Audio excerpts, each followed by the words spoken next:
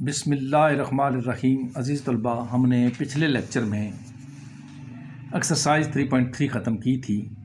आज हम एक्सरसाइज 3.4 शुरू करने लगे हैं और आम तौर पर जो इंटीग्रेशन है ना, वो उसके ज़्यादातर जितने फार्मूले इस्तेमाल होने वाले हैं वो 3.3 तक ही हैं। 3.4 में थोड़ी सी तब्दीली है कि जब हमें ऐसी टर्म का प्रोडक्ट दिया जाए जिन्हें हम मल्टीप्लाई करके एक टर्म ना बना सकें, जैसे एक साइन एक्स दूसरी काज एक्स, एक एक्स दूसरी लॉग एक्स, एक साइन एक्स दूसरी लॉग एक्स, यानी ये जो सिर्फ एक्स पर टर्म होती है इनको कहते हैं रेक्टेंगुलर फॉर्म। तो हम कहते हैं यानी एक रेक्टेंगुलर टर्म हो, दूसरी ट्रिग्नोमेट्रिक हो, या एक रेक्टेंगुलर हो दूसरी लॉगरिथमिक हो, या एक ट्रिग्नोमेट्रिक हो तो दूसरी लॉगरिथमिक हो। तो उस वक्त इंटीग्रेशन यानी इंटीग्रेशन की यू डॉट वी फॉर्म क्या होती है, तो उसके लिए ये फार्मूला है। ये आप देखें, मैंने लिखा हुआ है integral u dot v d x. ये मेरे पास दो टर्म में मल्टीप्लाई हो रही हैं, इनका इंटीग्रल। तो ये क्या होगा, हम u को उसी तरह रखेंगे, u एज इट इज़। हम इस v का क्या लेंगे, इंटीग्रल, फिर माइनस, ये ज़रा गौर से देखने वाली चीज़ है, इंटीग्रल ब्रैकेट में, फिर देखो ये यहाँ से यहाँ तक ब्रैकेट डालिए, integral of v derivative of u, और ये dx इसलिए है इस इंटीग्रल के लिए। यहाँ ये गौर से देखना, दो इंटीग्रल हैं, एक ये वाला और एक ये वाला इंटीग्रल सिर्फ v पे लगेगा, ये सब पे लगेगा, इसलिए ये dx इस इंटीग्रल की वजह से लिखा हुआ है, ये dx जो है ना ये इस इंटीग्रल की वजह से लिखा हुआ है। ये है फॉर्म। अब क्वेश्चन पैदा ये होगा कि जी u डॉट वी फॉर्म जब हम इंटीग्रल की लेते हैं तो किस टर्म का नाम u रखें, किसका v रखें। तो पहले तो मैंने आपको बताया ना कि इंटीग्रल की u डॉट वी फॉर्म इस्तेमाल कब होती है, जब दी गई दो टर्में ऐसी हों जिन्हें हम मल्टीप्लाई करके एक टर्म ना बना सकें। अब यही नोट्स मैंने आपको जो पहले ज़बानी बात बताई है वो लिख भी दिया है। ये देखें, लिखा नोट, इंटीग्रेशन के किसी क्वेश्चन में यू डॉट वी फॉर्म तब इस्तेमाल करते हैं जब मल्टीप्लाई होने वाली दोनों टर्म्स ऐसी अलग अलग काइंड्स की हों जिनको मल्टीप्लाई करके एक टर्म ना बनाई जा सकती हो। जैसे देखो, x और साइन x ये मल्टीप्लाई होकर एक टर्म नहीं बनते, x और log x या साइन x और log x, यानी x और साइन x, ये x को कहते हैं रेक्टेंगुलर टर्म, यानी एक रेक्टेंगुलर टर्म और दूसरी ट्रिग्नोमेट्रिक टर्म। जैसे ये x log x है, एक रेक्टेंगुलर है तो दूसरी कौन सी है, लॉगरिथमिक, या एक रेक्टेंगुलर और दूसरी लॉगरिथमिक टर्म। जैसे ये है साइन x log x, एक ट्रिग्नोमेट्रिक एक लॉगरिथम, तो इसके लिए लिखा है या एक ट्रिग्नोमेट्रिक टर्म और दूसरी लॉगरिथमिक टर्म हो, तो फिर ये फार्मूला इस्तेमाल होगा इंटीग्रेशन की यू डॉट वी फॉर्म। अब हम दूसरे मरले पर आते हैं कि जब ये फॉर्म लगाएं किस टर्म का नाम u रखें, किसका नाम v रखें। आप देखें, यहाँ भी v इंटीग्रेट हो रहा है, यहाँ भी v इंटीग्रेट हो रहा है। तो हम क्या करते हैं, इंटीग्रेशन में u डॉट वी फॉर्म जब फार्मूला लगाएं, v उस टर्म का नाम रखते हैं जिसका इंटीग्रल आसानी से मालूम किया जा सकता हो, और दूसरी टर्म का नाम क्या रख लेते हैं, u। क्या कहा जी, कि जिसका इंटीग्रल आसानी से मुमकिन हो जाए उसका नाम क्या रखते हैं, v। ये बात मैंने लिख दिया यहाँ। इस फार्मूले में v उस टर्म को नाम दिया जाता है जिसका इंटीग्रल आसानी से मालूम किया जा सकता हो, और दूसरी टर्म को u नाम दिया जाता है।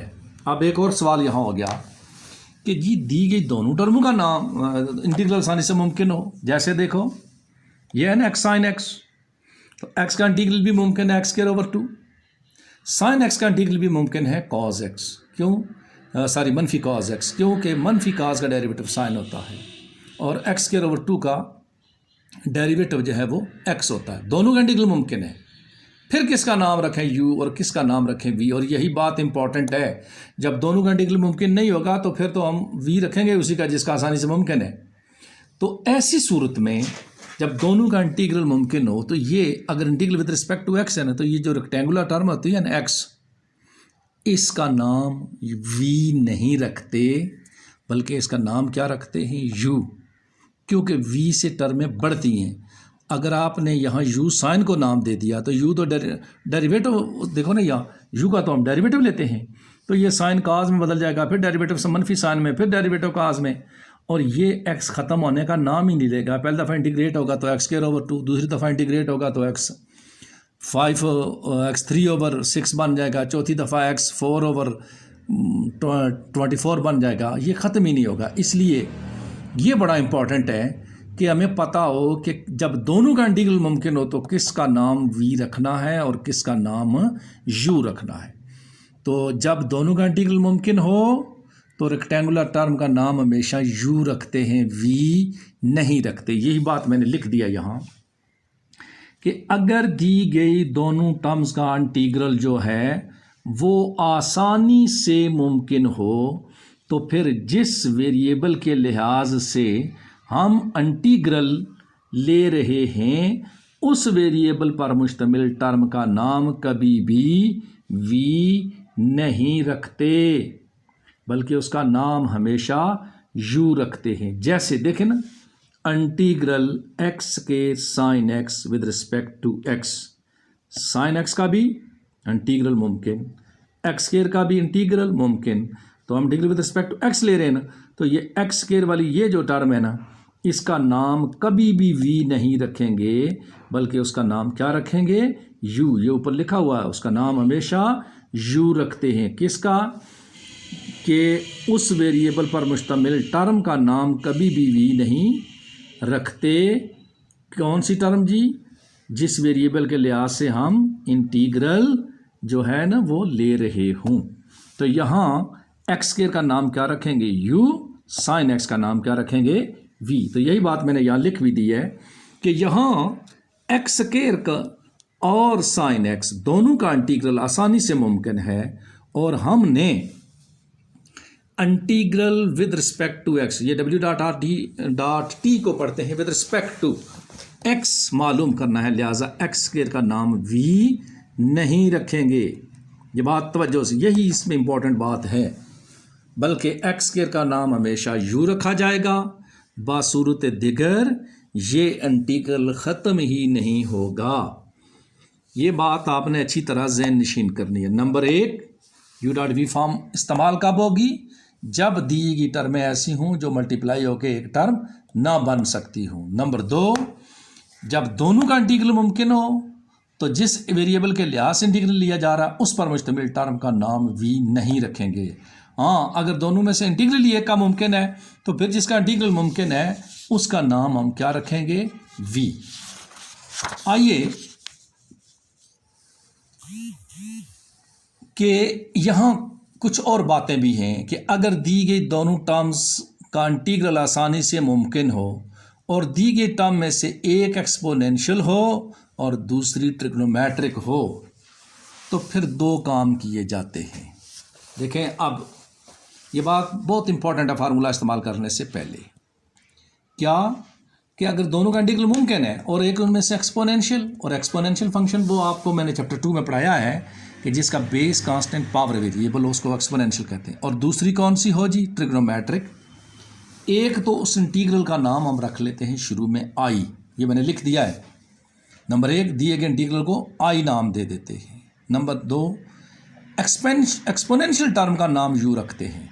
कब, जब एक एक्सपोनेंशियल और एक ट्रिग्नोमेट्रिक हो। तो एक तो उस इंटीग्रल को नाम i दे देते हैं, क्योंकि ये दोनों इंटीग्रल ख़त्म होने वाले नहीं होते तो दोबारा रिपीट होकर जब वही टर्म आती है तो वहाँ हम i पुट कर देते हैं। दूसरा, एक्सपोनेंशियल का नाम u रखते हैं और हमेशा इस फार्मूले में u का हम डेरिवेटिव लेते हैं। इंटीग्रल की u.v फॉर्म को इंटीग्रेशन बाय पार्ट्स कहते हैं, और ये u.v फॉर्म है, इसको क्या कहते हैं जी, इंटीग्रेशन बाय पार्ट्स। या ऐसी लॉगरिथमिक, ये नोट भी एक याद रखना, जब इंटीग्रेशन के क्वेश्चन में अकेली इनवर्स ट्रिग्नोमेट्रिक टर्म या अकेली लॉगरिथमिक टर्म दी हुई हो, जैसे लिखा हुआ on integral of sine inverse x, integral of log x, एक ही टर्म है लेकिन है कौन सी, या वो अकेली ही है लेकिन लॉगरिथमिक है, या वो अकेली है लेकिन वो कौन सी है, इनवर्स ट्रिग्नोमेट्रिक। तो ऐसी सूरत में हम क्या करते हैं, वहाँ अपनी जानिब से 1 से मल्टीप्लाई करके v को 1 के बराबर रखकर इंटीग्रेशन की जाती है और u डॉट वी फॉर्म इस्तेमाल करते हैं। अगर एक रेक्टेंगुलर टर्म हो, दूसरी एक्सपोनेंशियल टर्म हो, तो ऐसी सूरत में रेक्टेंगुलर टर्म का नाम u रखा जाता है। ये ज़रा फिर बात गौर करें, अभी ऊपर वाली बात से ये बात मिक्स हो जाएगी।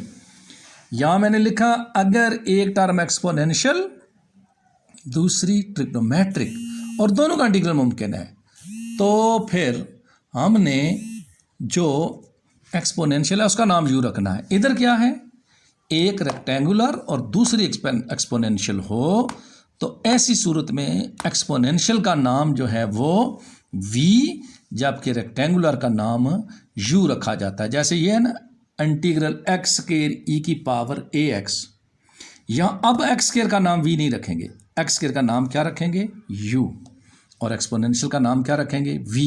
हाँ, अगर इस एक्स स्क्वायर की बजाय साइन काज होता तो फिर हम क्या करते, इस साइन काज को जो है ना वो नाम v दे देते, लेकिन यहाँ हम अब v नाम एक्सपोनेंशियल को देंगे।